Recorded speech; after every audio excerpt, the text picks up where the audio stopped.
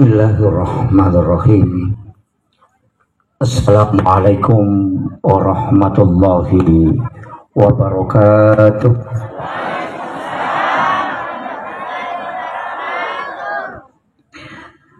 Maulaya sholli wa sallim daiman abada ala habibika khairil halqi kullihim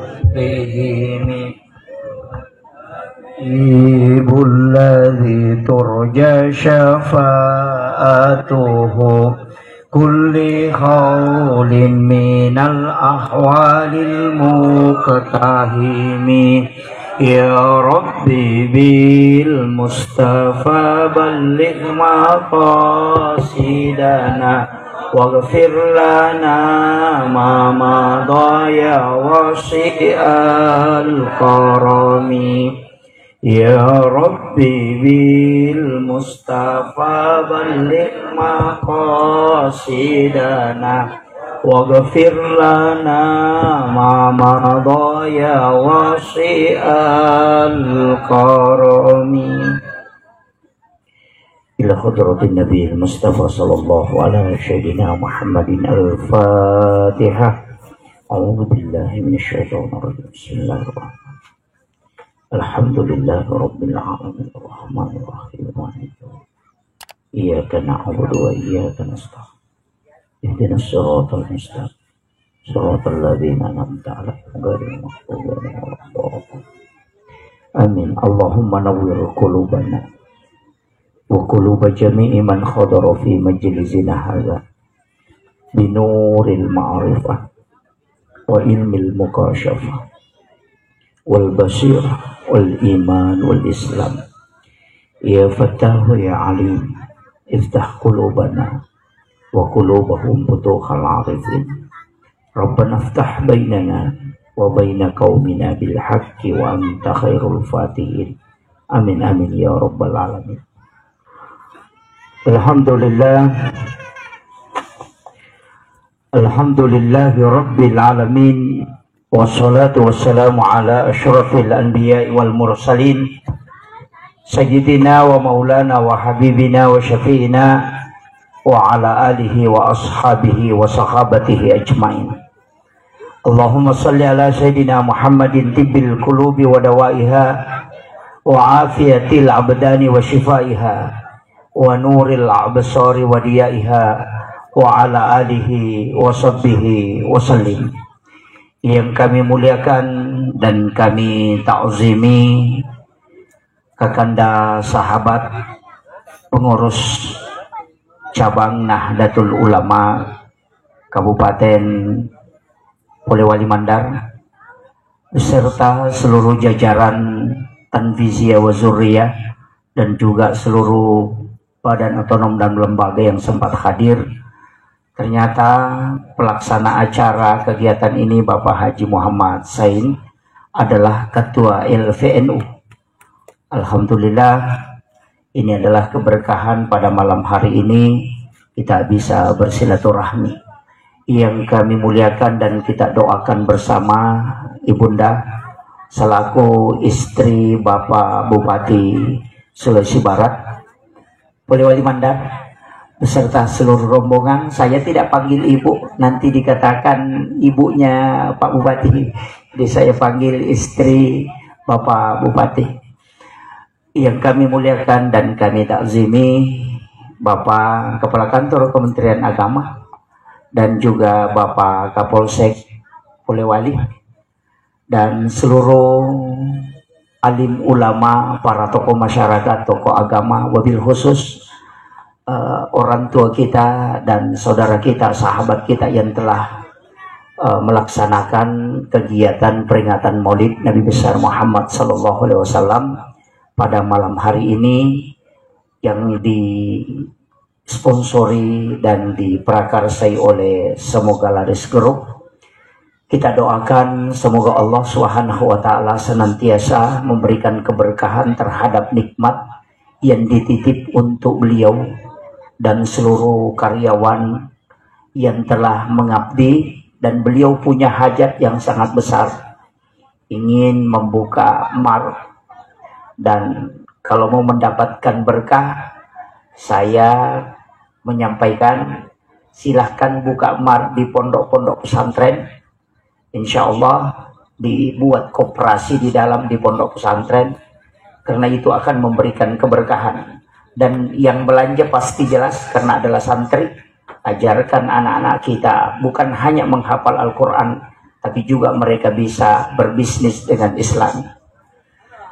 Mudah-mudahan doa kita semua, mudah-mudahan hajat beliau dikabulkan oleh Allah Subhanahu wa Ta'ala. Karena ada tema yang diangkat, raihlah duniamu untuk akhiratmu. Saya pakai bahasa Indonesia ya Pak Bu. Oke. Saya lupa menyapa ibu-ibu majelis taklim dan terkhusus tadi yang mempersembahkan sholawat. Alhamdulillah, bukan suara tapi kecintaan yang paling utama. Insya Allah. Para imam dan para tokoh masyarakat, para alim ulama. Pertama, saya meluruskan tadi bahwa sebenarnya saya tidak membatalkan acara untuk hadir ke tempat ini, hanya saja ada pergeseran acara karena acara saya di Kalimantan itu disatukan, sehingga bisa hadir di tempat ini. Kemudian yang kedua, barusan ada acara yang saya ikuti Pak Bu, mulai kostum diatur. Saya disiapkan penginapan di hotel, tadi ada yang kawal, katanya titipannya Pak Haji bilang harus dikawal. Saya bilang mohon maaf jangan kawal saya karena saya harus sendiri untuk tenang sejenak. Jadi ini luar biasa pelayanan, tapi terus terang saya mohon kalau diundang tidak usah dipersiapkan semuanya. Saya selalu berusaha untuk datang sendiri, jangan sampai agama ini memberatkan. Itu yang saya tidak inginkan. Saya datang ini bukan artis.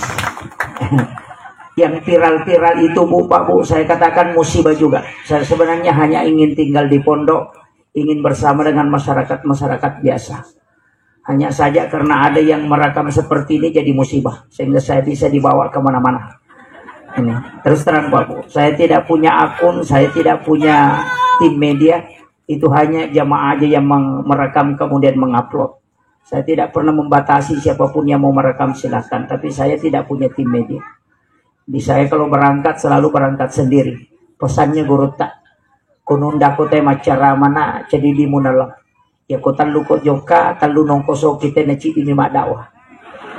Itu pesan guru kita. Ya, makanya pada malam hari ini kita melaksanakan peringatan Maulid. Mungkin ada yang mengatakan ini sudah terlambat Ustaz. Insya Allah kalau peringatan Maulid itu sudah terlambat. Tapi kalau peringatan Maulud Nabi insya Allah tidak. Maulid itu adalah waktu kelahiran. Kalau Maulud adalah orangnya. Makanya kalau peringatan Maulid Nabi berarti peringatan terhadap waktu lahirnya Rasulullah. Itu kalau bulannya berarti hanya Rabiul Awal. Tapi kalau peringatan Maulud Nabi berarti orangnya yang diperingati. Maka itu tidak ada batasannya. Makanya di Afrika Selatan orang bermaulid itu selama 6 bulan sampai bulan Sya'ban. Karena Rajab itu masih berkaitan dengan Rasulullah. Karena tidak ada perintah sholat seandainya Rasulullah tidak ada. Nah, makanya pada malam hari ini bukan maulid terakhir Pak. Saya masih punya jadwal maulid 9 belum selesai. Jadi insya Allah maulid saya terakhir tanggal 28 Desember. Kemudian kita sebenarnya saya ambil sedikit dulu makna dari tema yang kita angkat. Sebenarnya bagaimana harta ini membawa kita kepada akhirat. Saya selalu dan bahkan paling sering menyampaikan setiap kita mencari nafkah dalam kehidupan ini selalu niatkan untuk agama, niatkan untuk keluarga. Kenapa? Karena itu menjadi ibadah. Mungkin ada orang yang keluar dari rumahnya pergi ke pasar untuk menjual, tapi dengan niat supaya ada yang bisa dia gunakan untuk makan bersama keluarganya, atau dia gunakan untuk membayar kredit yang dia ambil. Tapi sebenarnya kita harus luruskan, sebelum kita meninggalkan rumah, duduklah sejenak, kemudian doakan untuk mencari nafkah halal Allah demi untuk anak-anak dan keluarga sekaligus agama. Kalau kita tidak dapat, maka insya Allah kita dapat pahalanya. Rezekinya kita tidak dapat, pahalanya kita sudah dapat. Man kharaja fi baiti, siapa yang meninggalkan rumahnya untuk mencari nafkah halal untuk keluarganya, maka dia berjihad di jalan Allah. Berapa lama kita menjual di pasar, itu bisa dinilai adalah ibadah di hadapan Allah Subhanahu wa taala. Jadi semua, kenapa Imam Nawawi ad-Dimashqi ketika dia menulis salah satu kitab hadis arba'in, 40 hadis, hadis pertama yang ditulis adalah hadis tentang niat. Itu disimpan pada urutan pertama, karena semua aktivitas kita itu didasari pada niat. Innamal a'malu binniyat wa innamal likulli imrin ma nawa. Ada orang makan, Pak Bu, hanya untuk kenyang, tapi ada orang makan itu untuk ibadah. Ada orang tidur hanya mengistirahatkan dirinya, tapi ada orang tidur itu mendapatkan pahala. Mana tidur yang berpahala, Bapak Ibu sekalian? Ketika orang tidur mengatakan, saya mau tidur cepat supaya bisa bangun sholat tahajud. Berapa lama dia tidur, itu dinilai ibadah di hadapan Allah, karena tidurnya untuk sholat. Atau tidurnya orang yang mengistirahatkan diri untuk melaksanakan ibadah karena baru saja selesai melaksanakan ibadah. Misalnya kita bangun jam 2 malam untuk sholat tahajud sampai jam 3. Jam subuh masih lama, kita mengatakan saya mau istirahatkan dulu diriku untuk bangun sholat subuh nanti. Maka berapa lama kita tidur? Tidur itu dinilai ibadah di hadapan Allah. Karena tidurnya untuk bangun sholat subuh, karena tidurnya untuk istirahat dari melaksanakan ibadah di hadapan Allah. Kemudian yang ketiga, tidur yang berpahala adalah tidurnya orang yang menghindari dosa. Ada orang gosip, Bapak Ibu sekalian, kita mengatakan saya ngantuk sekali, saya mau tidur, padahal tidak ngantuk. Demi menghindari supaya tidak gosip, maka kita tidur, maka itulah tidur berpahala. Jadi ingat, ada 3 tidur yang berpahala. Tidurnya orang untuk bangun ibadah, tidurnya orang dari ibadah mengistirahatkan diri untuk melanjutkan ibadah berikutnya. Kemudian tidurnya orang yang menghindarkan dirinya dari dosa. Itulah 3 tidur yang berpahala. Tapi kalau dia bilang saya mau tidur cepat supaya bisa bangun nonton pemain bola atau sepak bola, itu tidak dapat apa-apa. Nah, makanya upasangi ia komeki matindro niaka memangi untuk moto kasempajang. 5 jam kita tidur, maka dihitung orang itu sama dengan sholat sunat 5 jam. Makanya niat ini pokok. Sama dengan sholat. Ketika kita sujud terakhir dalam sholat duhur, niatkan memang untuk sholat asar. Sebelum kita bangkit dari sujud terakhir, niatkan memang untuk sholat asar. Ketika kita meninggal antara duhur dengan asar, maka kita meninggal menuju sholat. Ia natunasa tomatot teriolo sampajat tepetu. Ini yang kadang orang tidak paham, Pak Bu.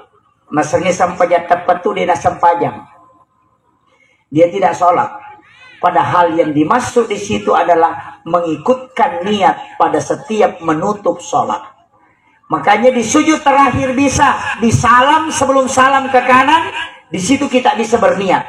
Makanya niat sholat ada pada takbir, dan niat mau sholat ada pada sujud terakhir, atau bisa juga pada saat sebelum salam. Taniakan memang nih, itu sebenarnya hadis Nabi. Rasulullah mengatakan, umatku adalah umat yang paling beruntung, karena dia meninggalkan satu kebaikan menuju ke kebaikan yang lain. Dari situlah ketika kita menutup sholat duhur, kita langsung niatkan untuk sholat asar. Kemanapun kita berjalan, berarti kita berjalan menuju ke sholat. Meninggal dalam perjalanan, maka orang itu dihukumi meninggal menuju sholatnya. Maka inilah orang yang paling beruntung. Kalau kita putus, wah itu jadi masalah, Pak. Hanya berapa waktu kita gunakan sholat. Duhur mungkin 5 menit, asar 5 menit. Kalau hanya 5 menit satu waktu sholat, berarti hanya 25 menit waktu kita gunakan beribadah. Sedangkan jam yang kita dikasih selama sehari semalam, 24 jam. Ini kalau kita tidak gunakan, rugi betul. Apalagi kalau sholatnya 25 menit baru gosip setengah jam, itu pasti bangkrut. Ini yang jadi masalah. Makanya isilah kehidupan kita. Ada beberapa ibadah yang paling pokok. Ini karena kita maulid, saya ingin kasih tahu. Satu ibadah yang paling bagus kita lakukan dan pasti sampai adalah sholawat. Dan kenapa kita mesti bersolawat? Karena sholawat adalah satu-satunya ibadah yang memiliki 2 bendahara. Bendahara catatan amal. Yang pertama itu dikirim kepada Allah. Yang dikirim kepada Allah para malaikat, itu malaikat dengan Allah bersalawat kepada orang yang bersalawat kepada Rasulullah. Yang kedua, ketika orang bersalawat kepada Rasulullah, maka ada malaikat yang mengantar ke kuburannya Rasulullah dan menyampaikan langsung kepada Rasulullah. Satu-satunya ibadah yang ada dinaik kepada Allah, ada juga ke Rasulullah, itu hanya sholawat. Kalau bapak sholat, itu hanya dilapornya kepada Allah, tidak dilapor kepada Nabi. Kalau bapak sedekah, itu tidak dilapor kepada Rasulullah, tapi hanya dilapor kepada Allah. Tapi kalau kita bersolawat, maka ada yang dilapor kepada Nabi. Sholawat itu disampaikan. Bahkan malaikat yang melapor mengatakan fulan bin fulan. Dia bukan hanya menyebut nama orang yang bersolawat, tapi sekaligus bapaknya orang yang bersolawat dia sebut namanya dengan sempurna. Makanya yang lari ke Nabi itulah syafaat. Yang lari kepada Allah itulah rahmat. Makanya satu-satunya Nabi Pak Bu yang dikasih otoritas ibadah itu cuma Rasulullah. Nabi Musa itu tidak ada otoritas ibadah. Nabi Ibrahim tidak ada. Nabi Adam itu jelas tidak ada. Nabi Zakaria juga demikian. Nabi Isa juga demikian. Tapi Rasulullah dikasih otoritas ibadah. Makanya ibadah itu selalu ada turunannya. Puasa wajib Ramadan, ada puasa sunnah. Sholat wajib, ada sholat sunnah. Sedekah wajib itu adalah zakat dan ada sedekah sunnah. Kemudian haji wajib, ada umrah sunnahnya. Syahadat itu wajib, ada sholawat yang menjadi sunnah. Jadi semua ada turunannya. Yang wajib itu adalah larinya untuk rahmat. Nanti yang sunnah ini larinya ke syafaat. Makanya satu-satunya orang yang bisa memberi syafaat kelak di yaumil akhir hanya Rasulullah. Karena satu-satunya orang yang punya otoritas pengakuan ibadah yang diberikan oleh Allah kepadanya hanya baginda Rasulullah Sallallahu Alaihi Wasallam. Makanya di sini ada berkahnya. Apa? Satu, jangan anggap remeh ibadah sunnah. Karena kalau ibadah fardu kita tidak lolos, nanti kita berharap ke syafaat Rasulullah. Makanya jangan tinggalkan ibadah-ibadah sunnah. Termasuk sholat sunnah duha, jangan tinggalkan. Sholat sunnah tahajud, jangan tinggalkan. Sholat sunnah awalin, jangan tinggalkan. Sedekah, jangan tinggalkan. Puasa sunnah kalau mampu, jangan tinggalkan.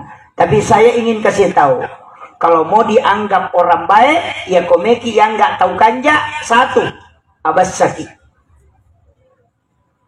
Itu kuncinya, dermawan. Ya kupas sempajang itu dan yang nggak tahu kanja, yang nggak itu metepok. Tapi kupas sempajang itu nama seke, masalah itu. Kalau ada orang rajin sholat tapi kikir, masalah. Tapi kalau ada orang tidak pernah sholat tapi dermawan, itu selalu orang bilang orang baik. Jadi makanya guru tanya komeko yang nggak tahu kanja abas samawan, bukan sholat. Makanya kalau ada preman 10 tahun kemudian bagi-bagi rezeki 3 hari, langsung bilang tetangganya orang baik, padahal baru 3 hari.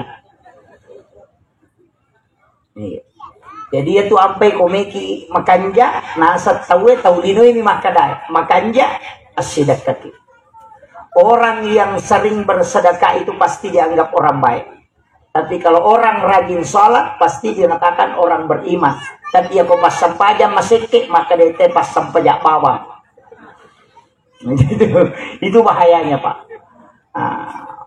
Kenapa? Karena sedekah inilah yang langsung memberi manfaat di dunia. Langsung memberi manfaat di dunia. Kalau sholat, kita tidak lihat langsung manfaatnya. Hanya mungkin kita rasakan. Tapi kalau sedekah, langsung didapat orang. Makanya nasa itu tahu kanja. Tapi saya ingin kasih tahu, Pak. Salah satu sedekah yang paling tinggi nilainya kalau mampu lakukan. Kalau yang jamaah yang hadir di sini, ada yang dia kena penyakit, dokter sudah angkat tangan. Tidak bisa sembuhkan, mengatakan ini penyakitmu sudah tidak ada obatnya. Pakai sedekah, bertawassul dengan amal soleh. Itu dalam hadis banyak, dalam riwayat-riwayat itu banyak. Bisa disembuhkan penyakit dengan sedekah. Rasulullah mengatakan, dau mardakum bis sedekah. Obati penyakitmu dengan sedekah. Tapi sedekah yang mana? Bukannya mengatakan karena Allah 10.000, bukan itu. Mana sedekah yang bisa mengobati penyakitmu, yang bisa dijadikan sebagai tawassul? Kuncinya begini. Kalau ada orang minta sedekah, kunci tempat uang kita kasih.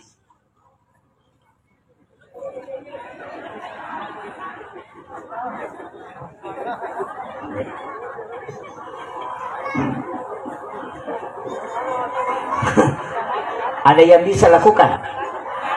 Ya kong katau milau sumbangan talik bani goncingon roh dita. Kasih baru kasih tahu ada uangku di sana, pergi maki ambil berapa kita butuhkan. Tapi berat mungkin ini Pak Bu. Merejing. Susah ya. Kalau tidak bisa pakai yang kedua. Mana yang kedua? Bersedekahlah dengan tidak mengetahui jumlahnya. As-sidaqah ki ajadis sangisi ada tak dereng. Makanya masukkan saja ke dalam saku. Ketika celengan lewat, ambil 1 atau 2 lembar, 3 lembar, jangan lihat uang berapa, masukkan ke dalam celengan. Itu hadis qudsi. Allah Subhanahu wa taala mengatakan, siapa hambaku memberikan kepadaku dia tidak menghitungnya, maka aku pun akan membalasnya dengan tidak menghitungnya pula. Itu hadis qudsi. Kemudian yang sering kita dengar ada barakah Jumat. Yang kedua ada sedekah subuh. Saya ingin kasih tahu, barakah Jumat dalam kitab Iyanatul Talibin itu ada 2. Yang pertama bersedekah dengan 2 unsur, Pak Bu. Ini yang jarang orang lakukan. Kalau di hari Jumat itu sedekah 2 unsur. Unsur makanan dengan unsur uang. Makanya bersedekahlah dengan misalnya makanan, baru ambil uang 10.000 atau 5.000, masukkan ke dalam amplop, kemudian kasih juga uang orang yang kita kasih makanan. Itu sedekah dengan 2 unsur sedekah. Setelah sholat Jumat, kembali ke rumah, sholat sunnah hajat 2 rakaat, baru berdoa. Rasulullah menjanjikan bahwa insya Allah dipastikan doanya mustajabah. Tapi bukan satu macam, itu 2 unsur. Jadi uang dengan makanan. Tapi saya ingin sedikit meluruskan ini. Saya agak bersyukur sudah banyak orang yang bagi sedekah subuh. Barakah Jumat juga sudah banyak. Jumat berkah istilahnya. Membagi-bagi makanan dengan gratis. Kalau saya Pak, kurang sepakat dengan makanan yang dibagikan gratis kalau Jumat berkah. Mestinya makanan Jumat berkah itu dijual, jangan gratis. Mungkin dengan harga Rp2.000. Kita sebenarnya tidak menjual, tapi kita mengajak orang lain ikut berpartisipasi untuk barakah Jumat. Jadi kasih 2.000, nanti 2.000 itu dikumpul, dibelikan lagi paket, kemudian bertambah. Dalam 1 tahun itu bisa sampai 3.000 paket. Kalau gratis terus tidak bisa bertambah. Misalnya saya siapkan 10 paket. Ada yang siapkan 10 paket. 10 orang siapkan 10 paket. Berarti 100. Jumat berikutnya 100 lagi. Tapi kalau kita jual 2.000. Bukan dijual untuk diperdagangkan. Tidak. Tapi dijual dengan uangnya. Dijadikan sedekah untuk sekaligus menambah paketnya. Ini yang orang tidak pikirkan. Jangan gratis, itu bisa sampai 1 juta paket dalam 5 tahun, Pak. Makanya sekarang ada toko yang terbuka serba 2.000. Sebenarnya itu dari awalnya dari situ. Yang orang tidak pikirkan, Pak. Hal gratis kemudian dijual, tapi penjualannya dijadikan lagi menambah paketnya. Sehingga bisa mensedekahi sekian ribu orang. Ini yang orang tidak pikirkan. Kalau gratis, gratis terus. Tidak pernah bertambah. Tapi kalau dijual, bukan dijual untuk diambil. Tidak, dijual untuk diberikan, ditambah paketnya. Jadi orang yang mengambil itu dengan harga 2.000, sebenarnya dia sudah ikut berpartisipasi melakukan Jumat berkah. Nah, jadi jangan diajari orang selalu mengambil sesuatu dengan gratis. Iya, ini penting saya sampaikan. Karena kenapa? Karena saya melihat sekarang sudah mulai berkembang. Karena kita bagi-bagikan gratis. Jangan, paling tidak kita ajak mereka juga bersedekah. Dengan uang 2.000 rupiah, itu juga dia sudah membuat paket untuk sekaligus Jumat berkah. Ini yang harus dipikirkan, Pak Bu. Karena selama ini selalu gratis. Orang lomba-lomba ambil dengan gembira gratis. Kita tidak ajak dia masuk surga. Masa hanya orang itu terus yang mau masuk surga? Ajak juga orang yang mengambil makanan itu ikut masuk surga karena ada sumbangsinya 2.000 untuk diberikan paket Jumat berkah. Nah, ini yang penting saya sampaikan. Supaya bergulir. Ini abda rekor. Inilah yang dilakukan oleh Yahudi dalam perdagangan ekonomi sehingga mereka bisa mematikan ekonomi kita, masyarakat kita. Karena sebenarnya adalah uang sosial itu diputar dengan sistem begitu, dengan harga yang sangat kecil, kita tidak bisa mengalahkan. Kenapa? Karena memang adalah uang sosial yang diputar untuk pengadaan barang seperti itu. Ini yang orang Islam tidak pikirkan. Saya pernah berpikir, Pak, uang yang ada di masjid itu cukup bangun masjid kalau sudah megah, tidak usah dibongkar. Bikin Alfamart di masjid. Orang datang belanja di sana beli gula pasir, keuntungannya 200 rupiah, 100 rupiah masuk ke masjid, 100 rupiah dipakai mengelola.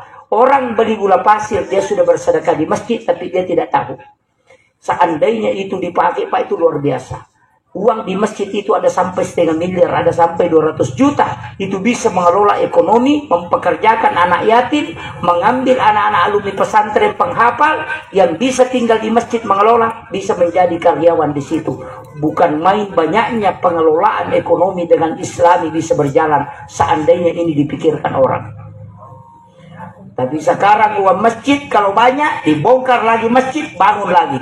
Kalau tidak selesai, bongkar lagi. Kalau tidak dibongkar, panitianya yang dibongkar. Nah, ini jadi masalah. Ini menara dibangun sampai 90 meter atau 33 meter dengan harga 500 juta atau bahkan 1 miliar. Padahal orang yang dibawa menara tidak pergi sholat. Iya. Ini yang harus kita pikirkan. Betapa banyak uang mati, Pak. Ini karena saya bicara di hadapan orang ahli ekonomi ini semua. Ini. Tapi saya kasih tahu orang tua kita dulu itu punya prinsip. Ada istilahnya mula balu. Ya, saya sampaikan ini jangan ditinggalkan, Pak. Mula balu itu tolak bala. Istilahnya pas pembeli pertama itu kita sedekahkan. Jangan ambil, langsung sedekahkan. Pas buka toko pagi-pagi, buka ruko atau buka tempat jualan, langsung ada orang yang beli pagi-pagi pertama, langsung uang pembeliannya itu kita sedekahkan, titip kepada Allah. Itulah yang dilakukan oleh Nabi Ibrahim ketika istrinya menghidangkan makanan untuknya, dia tidak langsung makan. Dia mencari orang miskin, fakir miskin, dia temani makan, baru bisa dia makan sama-sama. Apa kejadiannya? Dia tidak makan sesuatu kecuali dia sudah sedekahkan. Tapi ketika dia dilemparkan masuk ke dalam api, selama 40 hari 40 malam tidak terbakar. Kenapa? Api tidak mau membakar tubuhnya orang yang mensedekahkan makanannya sebelum dia makan. Maka pasar, rumah ataupun ruko, biar dibakar orang, insya Allah tidak terbakar. Kalau kau sedekahkan setiap pembeli pertama. Ia naruh yasam mula balu. Yung pwede sang mula balu, irat ko otay na payasilak. Ini yang orang tidak tahu, Pak. Makanya orang tua dulu itu tidak pernah menggratiskan jualannya yang pertama. Ya kau nggak tahu bunga mengali koile ina kada dewa lengi nak keluarga nama kada tak dampangi kak meka malai mula balu. Kenapa? Setiap dia membeli pertama, dia ambil langsung sisakan untuk dia sedekahkan. Baru dia titip. Rezeki yang pertama kau berikan kepadaku, ya Allah, saya kembalikan kepadamu. Oh, selamat itu, Pak. Itu bebas dari pencurian. Itu bebas dari api. Api tidak akan membakar tempat orang yang melakukan itu. Dan itu sudah dijamin para ulama. Itulah yang diperhatikan orang tua dulu. Cuma sekarang tetap pakai istilah mula balu, dia mina paham. Apa narako, tapi napa nasilakan. Dewi sagi kopi sulbar. Begitu juga Bu ya. Oh, nih.